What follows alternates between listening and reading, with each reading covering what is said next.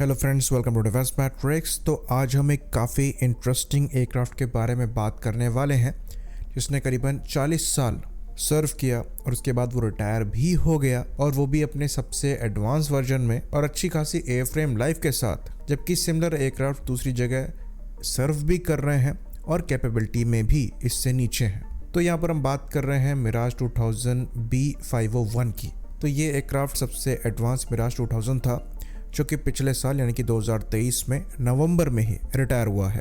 और जबकि French air force अभी भी मिराज 2000 को ऑपरेट कर रही हैं, लेकिन वो भी इतने एडवांस नहीं थे। तो जब फ्रेंच एयरक्राफ्ट की बात होती है तो ये काफ़ी सॉलिड माने जाते हैं। इनकी लाइफ अच्छी खासी होती है, चाहे मिराज 3 की बात कर ले, मिराज 5 की बात कर ले, या फिर अब मिराज 2000 की बात कर ले। ये दशकों से सर्व कर रहे हैं और वो भी अच्छी खासी रिलायबिलिटी के साथ, यानी कि इनकी जो इंजीनियरिंग है वो काफ़ी ज़्यादा सॉलिड है। तो इनकी लाइफ तो अच्छी खासी है, जिसके लिए डसॉ एविएशन को क्रेडिट भी जाता है, पर जो रेलेवेंस है वो इनका धीरे धीरे कम हो जाता है। और डसॉ एविएशन को इस चीज़ के लिए क्रिटिसाइज किया जाता है कि जो प्रॉपर अपग्रेड्स हैं वो कंपनी द्वारा ऑफर नहीं किए जाते। तो मिराज 2000 और F-16 ये लगभग एक ही समय इंट्रोड्यूस कराए गए थे, राइवल थे। आज हालात ये हैं कि F-16 के लेटेस्ट वर्जन आ रखे हैं जो कि मॉडर्न F-35 के बीच में और 4th जनरेशन F-16 के बीच में ब्रिज की तरह काम करते हैं, और डायरेक्टली F-35 से एवियोनिक्स को बोरो करके F-16 में रखा गया है। और इंडिया जैसी कंट्री को बड़े नंबर में ये अभी भी ऑफ़र किए जा रहे हैं। वहीं पर मिराज की बात करें तो जो अपग्रेड्स इन्होंने ऑफ़र भी किए थे उनका भी रेलेवेंस ख़त्म होता हुआ दिखाई दे रहा है, और इन एयरक्राफ्ट को रिटायर करने के बजाय और कोई ऑप्शन नज़र नहीं आ रहा है। जबकि जो एयरफ्रेम है, एयरक्राफ्ट है, ये इतना सॉलिड है कि आज भी अगर ये ब्रांड न्यू बनाए गए होते, इनका सपोर्ट सिस्टम प्रॉपर एग्जिस्ट करता, प्रॉपर अपग्रेड्स एग्जिस्ट करते, तो प्रेजेंट बायर्स भी इनको और लंबा ऑपरेट करने पर विचार करते और इवन नए बायर्स भी इनको मिलते। इवन जो प्रेजेंट में अपग्रेड्स किए जा रहे हैं उसके लिए भी डसॉ को रिक्वेस्ट करना पड़ा है, और उसके बाद भी जो अपग्रेड्स मिले हैं वो काफ़ी ज़्यादा एक्सपेंसिव हैं और प्रेजेंट जनरेशन की टेक्नोलॉजी के हिसाब से अपनी रेलेवेंस खो रहे हैं। अभी भी इंडियन एयरफोर्स के मिराज 2000-5 Mark II या फिर UPD स्टैंडर्ड पर अपग्रेड किए जा रहे हैं, और ये अपग्रेड अभी भी मॉडर्न एवियोनिक्स लैक करता है, जैसे कि AES से रडार हो गए, infrared search and track system हो गए, एडवांस AES से जैमर्स हो गए, even advance air to air missiles हो गई।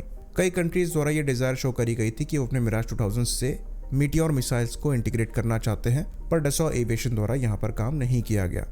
ऐसा मानकर चला जाता है कि ये इसलिए किया गया क्योंकि डसॉ एविएशन की जो स्ट्रेटजी थी वो ये थी कि जो मिराज ऑपरेटर्स हैं वो सीधे रफाल में अपग्रेड करें, जो कि ओवरऑल एक बेटर पैकेज है, बेटर इंजीनियर्ड एयरक्राफ्ट है और ट्रू सेंस में 4.5 जन एयरक्राफ्ट की कैपेबिलिटी को ऑफर करता है। और इस स्ट्रेटजी के अंतर्गत इनको कई जगह पर सक्सेस भी मिली, चाहे हम यहाँ पर बात करें UAE की, कतर की, इवन इंडिया की। ये कुछ मिराज ऑपरेटर्स हैं जिन्होंने रफाल पर भी भरोसा दिखाया। डिफरेंस यहाँ पर यह है कि UAE और कतर अपने मिराजेस को रिटायर कर रहे हैं, वहीं पर इंडिया द्वारा करीबन 1 दशक तक इनको और ऑपरेट करने का प्लान है। पर 1 दशक तक ये ऑपरेट हो पाए और अपने रेलेवेंस को रख सके, उस लायक इनके अपग्रेड नहीं है, जबकि हमें ये बहुत ज़्यादा एक्सपेंसिव ज़रूर पड़े हैं। तो इसलिए ये मानकर चला जाता है कि फ्रेंच एयरक्राफ्ट्स को अपग्रेड करने के लिए थर्ड पार्टी को अगर आप अप्रोच करते हैं तो वो ज़्यादा सेंसफुल रहता है डसॉ एविएशन को अप्रोच करने से।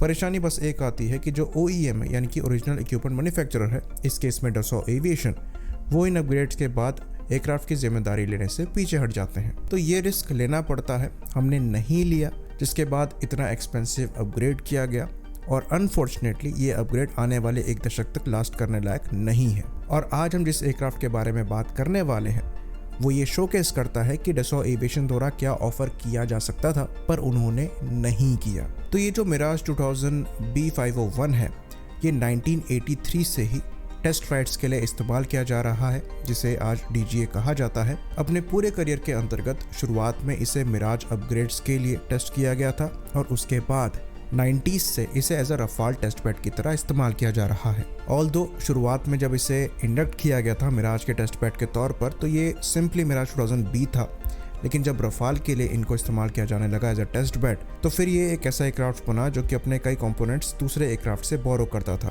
तो इसके जो विंग्स हैं ये मिराज 2000 N के विंग्स की तरह रीइंफोर्स थे।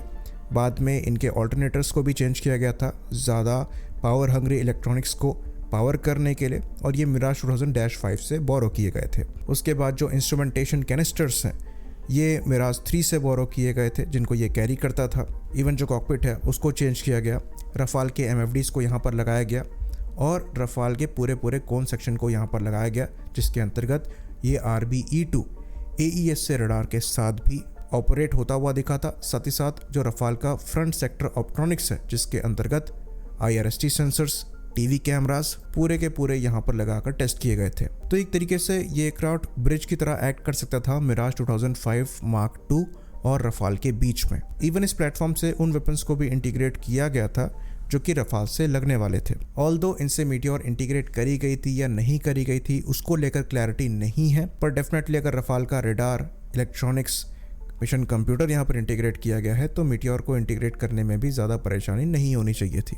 बाकी यहाँ पर होटास कॉन्फ़िगरेशन को भी चेंज किया गया था जिसकी वजह से ऑप्शंस स्विच करने में, कॉन्फ़िगरेशन चेंज करने में आसानी होती। तो इन एयरक्राफ्ट को जब पिछले साल रिटायर किया गया तो उसके पीछे भी एक काफ़ी इंटरेस्टिंग स्टोरी निकलकर सामने आई। तो ये एयरक्राफ्ट टेस्ट एयरक्राफ्ट था जिसकी वजह से इसके जो फ्लाइंग आर्ट्स नंबर्स हैं ये इन सर्विस एयरक्राफ्ट से काफ़ी कम थे। 40 ईयर्स सर्व करने के बावजूद इस एयरक्राफ्ट ने खाली 3200 आवर्स क्लॉक किए थे, यानी कि इसके एयरफ्रेम में काफ़ी ज़्यादा लाइफ बची थी। तो इनको दोबारा फ्रेंच एयरफोर्स की सर्विस में ट्रांसफ़र किया जा सकता था, लेकिन इनको सीधे सीधे रिटायर करने के पीछे जो कारण था वो ये था कि ये एयरक्राफ्ट इतना ज़्यादा मॉडिफाई किया जा चुका था कि ये दूसरे इन सर्विस फ्रेंच एयरक्राफ्ट के साथ कंपैटिबल नहीं बैठता। तो अब सवाल यहाँ पर यह है कि जब ये एयरक्राफ्ट इतना कैपेबल हो सकता था तो फ्रांस द्वारा सिमिलर अपग्रेड्स मिराज 2000 के लिए ऑफर क्यों नहीं करे गए? तो इसके पीछे सीधी एक्सप्लेनेशन ये है कि अगर आपको रफाल की इम्पोर्टेंट कैपेबिलिटीज़ उसके फ्रैक्शन ऑफ कॉस्ट में मिल जाती तो आप रफाल को परचेज करने पर विचार नहीं करते, और इसलिए अच्छा खासा पैसा पे करने पर भी डसॉ एविएशन द्वारा मिराज के लिए प्रॉपर अपग्रेड्स ऑफर नहीं किए गए, बल्कि वो अपने रफाल को लेकर प्राइस नेगोशिएशन के लिए तैयार आपको मिलेंगे। तो हमारा पर्सनल ओपिनियन यहाँ पर यह है कि मिराज के अपग्रेड्स को लेकर डेफिनेटली हमने वाइस डिसीजन नहीं लिया है। बेटर अगर यहाँ पर हम डोमेस्टिक अपग्रेड्स या फिर इजराइल की मदद लेते तो शायद हमको ज़्यादा बेहतर अपग्रेड इससे काफ़ी कम कॉस्ट में मिल जाते, क्योंकि इसके कॉन्ट्रास्ट में हमारे MiG-29 भी अपग्रेड हुए थे जिनके लिए हमने काफ़ी कम पे किया और कंपेरेटिवली हमें काफ़ी अच्छी डील मिली थी। होपफुली अगर आने वाले 1 दशक तक हम इन्हें ऑपरेट करते हैं तो जो रिक्वायर्ड अपग्रेड्स हैं वो हम डोमेस्टिकली ही करें, क्योंकि अब हमारे पास वो कैपेबिलिटी एग्जिस्ट करती है और इनका रेलेवेंस मेंटेन करने के लिए ज़रूरी है कि कम से कम रेडार्स और वेपन सिस्टम्स को तो अपग्रेड किया ही जाए। आई होप इन्फॉर्मेशन यहाँ पर क्लियर रही हो। इसी बात पर इस वीडियो को हम ख़त्म करेंगे। लाइक करिए, सब्सक्राइब करिए। जय हिंद।